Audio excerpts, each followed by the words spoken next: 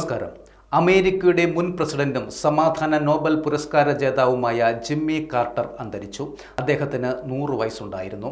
1977 മുതൽ 1981 വരെ അമേരിക്കയുടെ പ്രസിഡന്റായിരുന്നു അദ്ദേഹം. ജോർജിയയിലെ സ്വവതിയിലായിരുന്നു അന്ത്യം. അമേരിക്കയുടെ 39ാമത്തെ പ്രസിഡന്റായിരുന്നു.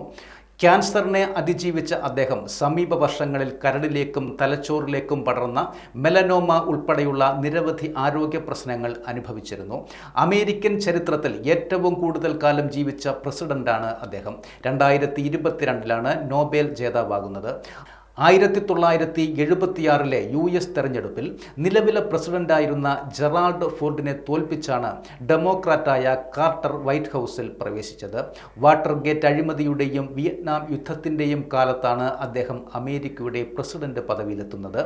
നേരത്തെ കാലിഫോർണിയ ഗവർണറായി സേവനമനുഷ്ഠിച്ച നടനും രാഷ്ട്രീയക്കാരനുമായ റൊണാൾഡ് റീഗനോട് 1980 തെരഞ്ഞെടുപ്പിൽ അദ്ദേഹം പരാജയപ്പെടുകയും ചെയ്തിരുന്നു.